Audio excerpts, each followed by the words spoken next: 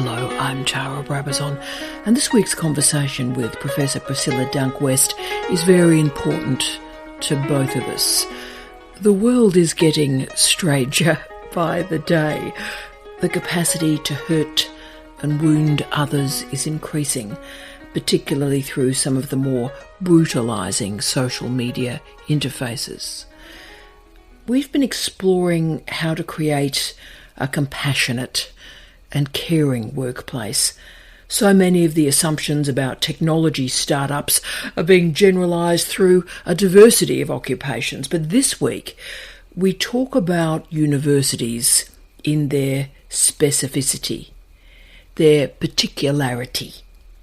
How do we enhance a culture of learning and living in higher education?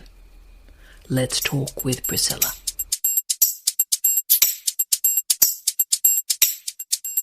Oh, Priscilla, look, I'm so thrilled to be with you once more, and of course this is via request. You've gone viral through the internet. So this request is about how we configure an academic culture to live in, to live through, to not suffer through, but actually enjoy and revel in, and remember why we got into academic life in the first place. But my first question really is let's hope it's not the abstract one, let's hope it's the definitional one, but what for you is a positive academic culture? What do they look like? I think there's ingredients to positive cultures, and I think that these ingredients for me are, like, at the top of the list is fun, is being able to be joyful and fun and playful and have a laugh and, fun, a lightness, I guess, because the work can be pretty heavy. It's not life and death, which I often used to say to myself when I'd get stressed about work, having worked in child protection where sometimes, it is life and death. Wow. And so the kind of having a lightness, I think everyone has to be thriving, like everyone, not just the people at the top or, everybody. And then I think there's got to be diversity. So there's got to be, it can't be a bunch of the same kinds of people. You've got to have diversity in a positive culture because you've got to have difference and recognise and respect everybody's different perspectives. So I think you need that mix of diversity, fun, and a lightness to kind of accompany people alongside that work. See, now you've changed my life in 2 minutes already. I think the word thriving, that's going to be the word I'm going to carry forward for the rest of 2025. Thriving, thriving. And the notion that everybody has to thrive. Everybody has to thrive is crucial. And Priscilla, as I've been listening back on our podcast that we've done, and we've done a few now, it's amazing, I realised how often we've talked about diversity and how valuable diversity and inclusion is to us, and we haven't been fudging that or overemphasising. I know the rest of the world is sort of going, EDI, and all this bad stuff's happening, and yet we're validating it not as some sort of, leftist conspiracy of the deep state, but just because it's economically useful as well as being socially useful. I was going to say that, there's a lot of evidence that economically a diverse team works better to produce outcomes. So if you're being completely hard-nosed about it, then yes. I mean, I think, it makes economic sense, but it also makes sense from creating a culture where there's mutual respect, where there's understanding of difference. It's sort of, universities are a microcosm of the outside world.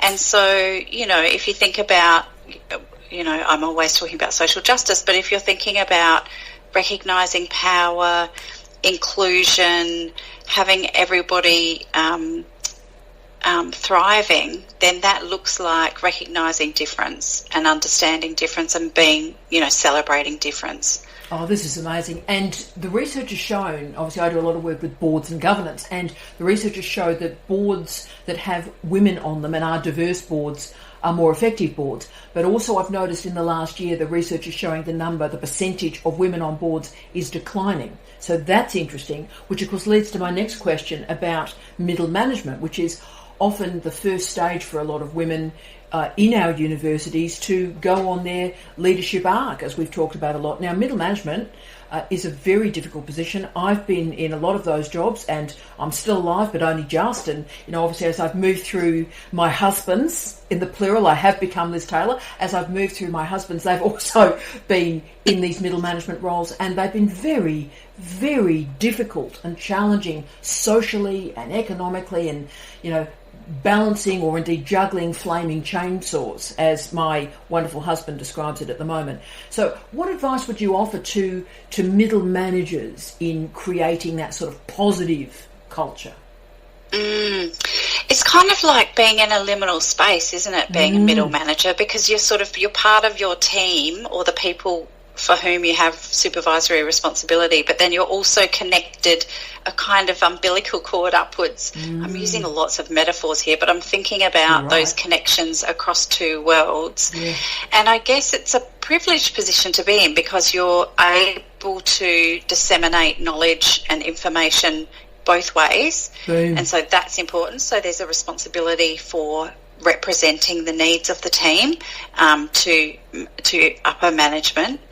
And then there's also a responsibility, I think, to hold the aims and hopes of the organisation in a way that makes sense for the team that you're responsible for.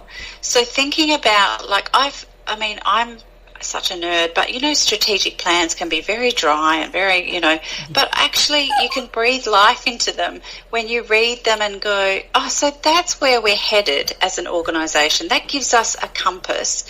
And so I think a middle manager, this is an example, I guess, of disseminating that information down and sort of thinking, okay, what does this mean for our team? And how can we make this bespoke for us? How can this suit the needs that we have, or how can we utilise some of these goals to make sense in the context of our discipline or our staffing group or our needs? So are you comfortable with the word translation, that middle managers have a translational function in the organisation? Yeah, I think they do. I think they have a great responsibility. I think anybody supervising staff has a great responsibility. But yeah, I think that's a good way of thinking about it, is that translation connection that the role plays between, I'm using my hands a lot here, but between... Yes, I'm excited. Between sort of, senior executive upper management and then the team that you're supervising or working with or representing. What I've loved by your commentary there is that it's about connectivity, that it's about connecting disparate components of an organisation, particularly in a university. So I find that brilliant. But of course, if we don't do that translational function, we end up with, and I'll use sort of the words, bullying, toxic.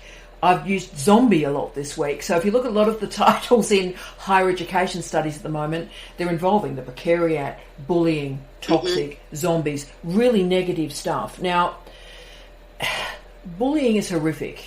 I've certainly been bullied, and one of the reasons I got into middle management was to stop other people being bullied. So that's why I got into leadership functions, and certainly my late husband, Steve Redhead, was bullied within an inch of his life in car parks and had to leave a job because he was, as a 6'2" bloke, he wasn't prepared to hit people who were hitting him in the car park. So, and this is in a university, so, and this is in a law department. So this is quite serious, I think. So absolutely. Noting your expertise, how would you help us manage bullying and stop it emerging in the first place? And when it does, how do we fix it? It's awful to hear those examples of bullying, and of course, myself having worked in 8 institutions now in universities, I've seen my fair share. I often think, how does this happen in this day and age? How does this happen? And I think universities are fabulous places where a lot of us weirdos went. We go to universities because we're weird and we think differently, or, we might be, I don't know, ostracised in some other work setting. And so you do get a collection of people who may be quirky and unusual. But the downside of that is that often we don't get trained as managers of humans, and we don't get trained to really take on board the responsibilities that other people might get trained in other sectors. Wow. So you get this kind of, and universities can often be places where not a lot of air gets in from the outside world, right? Ooh. So you have these conditions for this kind of, bubbling up. A hot house. A hot house, yes. Where and you can also get people who just can't handle power, right? I do think there are some people who cannot handle power. You can't handle the truth. You can't handle it. Yes. And so, I think they're the ingredients that are at play here. And I think if you're in a situation where you are being bullied, I think sometimes it's a matter of, what's that saying, hold on until the scenery changes. Yeah. Sometimes it is a matter of holding on until people move on. Yeah. Sometimes it is a matter of leaving and particularly that example you gave. Yeah. When your safety and your mental health and your well-being is at risk, as awful as that is and as unfair as that is, your survival comes first. Yeah. As an institution, I think universities have to do way better at protecting their workers. And this is where that positive environment that we talked about before is so important, because you need to insulate against that situation from happening. And so you need policies, you need follow through on those policies. I think traditionally universities, it's been difficult to get rid of people for poor behaviour. Yeah. I think that's a pretty well known thing in universities. Yeah. And so that's meant that sometimes the bullies continue to be employed when they ought to have lost their jobs. Yes. And so, but also recognising that sometimes people don't have the luxury of mobility, right? So sometimes people are stuck because they've got responsibilities, they need their income, and so that makes it really hard. They've got kids in schools, they're fixed geographically. And so none of this, I don't think, is easy, and I don't have the answer to it, but I think finding your people is really important. So having your support system around you, if you are in a situation where you are experiencing bullying, which could include your people and culture team, which could include your union, which could include your friends, your family, and wrapping yourself up in those is really important for your well-being. Yeah. And look, mate, when I've done work on this, I've been trying to sort of self-heal while trying to help other human beings work through this as well. But regional universities in Australia we talk about hothouse, or an absolute hothouse for this. Just under half of staff have experienced bullying at some point. And the only other variable when I've done research on this is the role of bystanders. That we expect the person who has been bullied to, you get yourself out of it. But actually, when bystanders activate, bullying ends. Which leads to my final question. And again, you've changed my life. I'm quite emotional, actually. I'm quite emotional. Just calm myself down. But international higher education is really unstable at the moment, and I think it's because the social structures and political systems around our universities are also unstable. But what can we do today to create a more positive academic culture? I mean, as I've always described you, you are a very wise woman.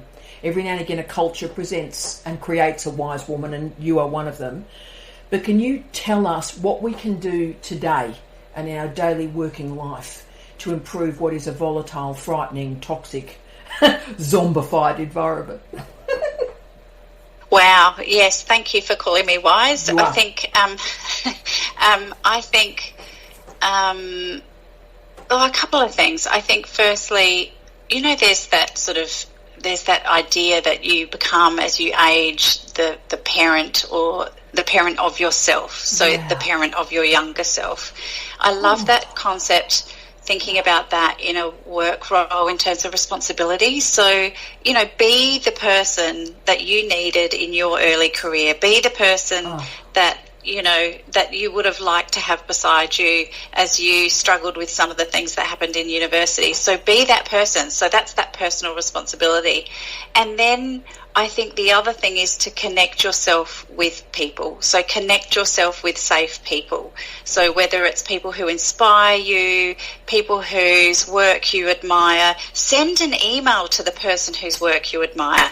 We love getting those emails. I've sent those emails and had great conversations and relationships with people from, the other side of the world. Amazing. So reach out, because I think creating networks is super, super important to longevity in this game. I think that's transformative. I think that is transformative.